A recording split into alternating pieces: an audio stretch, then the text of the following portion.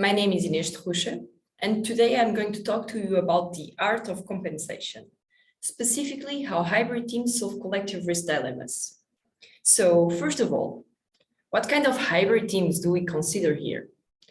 Well, specifically, we're talking about teams that are made of part human and part artificial agents. So what do these hybrid teams look like?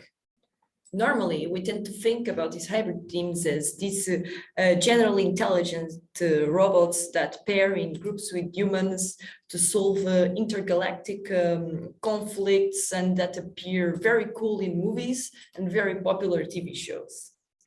But actually, hybrid teams mostly look like this. We interact in hybrid teams every day. I take my Google Maps even to go to my typical bakery that I go every day.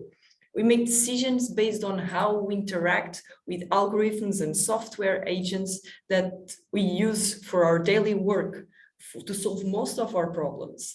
Of course, sometimes working in these teams can be highly frustrating, as we all know. But in general, this is the idea that I wanted to have for the rest of this presentation about what a hybrid team looks like. So there is still a question about the title, that is, what is a collective risk dilemma? Well, it's a dilemma. It's a game, sort of, where a group of individuals, maybe humans, AI agents, or even aliens, if you go back to the idea of the intergalactic conflict, have to make a decision. They have to decide whether or not to contribute to a public good. And of course, there is a dilemma. The contribution is costly. But if there are not enough contributions in the public account to protect the public good, there is a big risk, or any risk, honestly, that every individual might lose their private benefits. That's why it is called a collective risk dilemma. Of course, we can model many different collective risk dilemmas, precisely depending on how we vary the risk in this situation.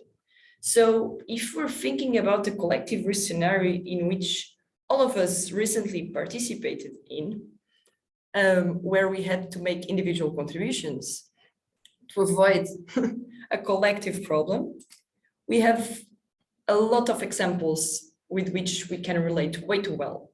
For example, in the pandemic, we were all asked to wear a mask, to get vaccinated, to stay at home. Small contributions in order to avoid the collapse of our healthcare systems. In similar ways, in order to avoid some of the biggest climate change disasters, we are asked to constantly contribute by recycling, avoiding eating meat, be careful about the products that we buy, what kind of sustainability policies can be made in order to avoid the collective risk of basically humanity ending in the future. And of course, behind these collective risk scenarios, there was always a team that looked like this, a hybrid team, deciding on the policies that helped us overcome these collective risk scenarios. In each country, there was a team made of a hybrid mix of decision-making algorithms and prediction models, and of course, their human counterparts, our world leaders that might or might not agree on all the courses of actions to take. So for this reason, since these are problems that are very close to our lives, it's very important, and we find it important to ask, does being part of a hybrid team change human social behavior? And do hybrid teams actually achieve greater collective success? Okay, now how are we going to answer these questions? In this work, we take an evolutionary game theoretical approach.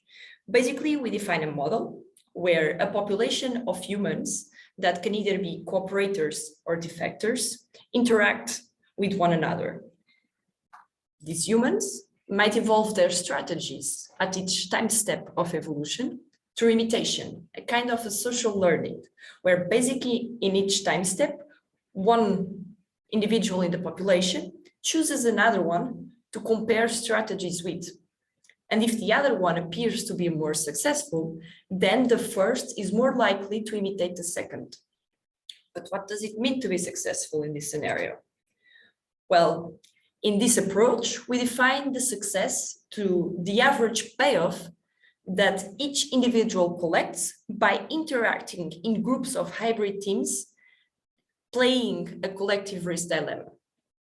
So basically, these evolving humans in this population are paired in groups made of other humans that are withdrawn from the population and made of artificial agents that, instead of us defining as cooperators and defectors again, we actually attribute them like a specific level of cooperation, a probability of them being more cooperative or not, or even like a probability of them making a mistake.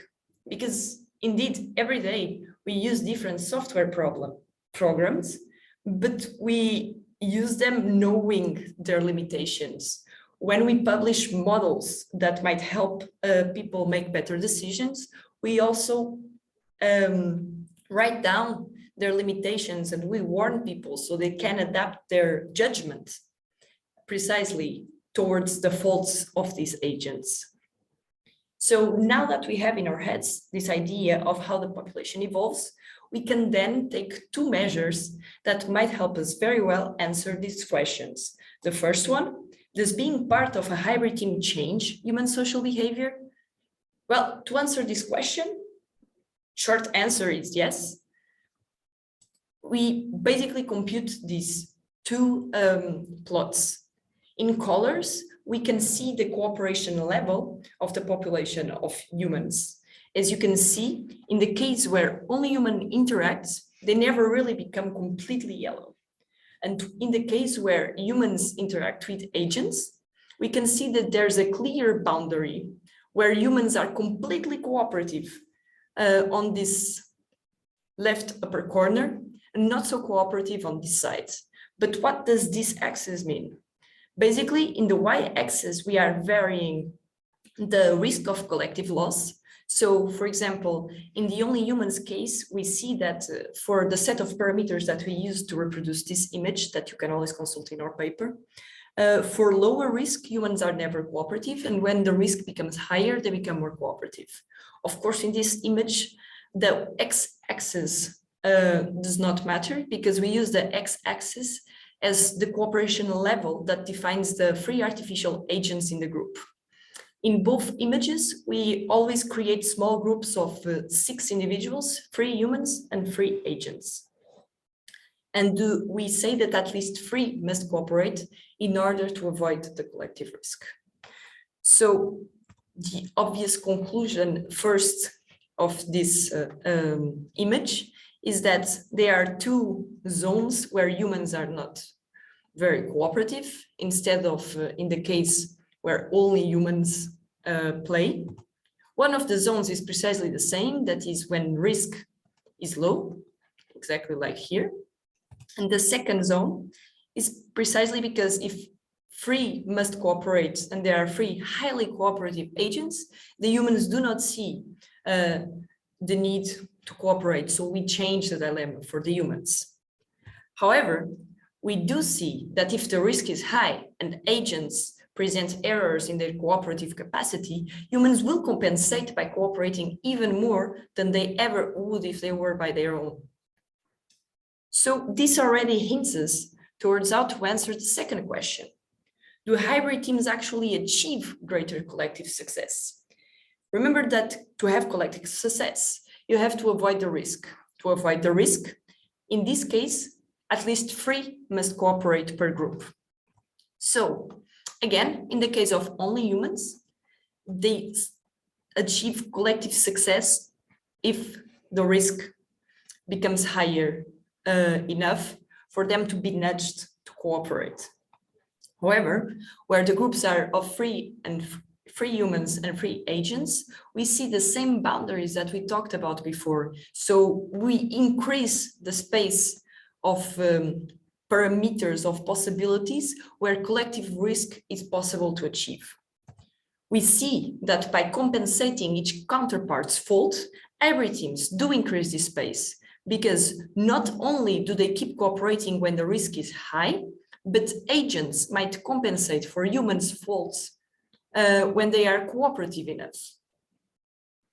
So The message to take home from this work is precisely that because each part of the hybrid team compensates the faults of the other, adding cooperative artificial agents will increase the possibility of that group being successful in collective risk dilemmas. The team behind this work is made from these colleagues. And I still had the participation of an artist friend that made the illustrations for this presentation. So thank you all for coming. If you have if you have questions or you want to discuss this work or you want more insights on this, you are welcome to come to the Q&A session at this time. Look for paper 22 in the thing.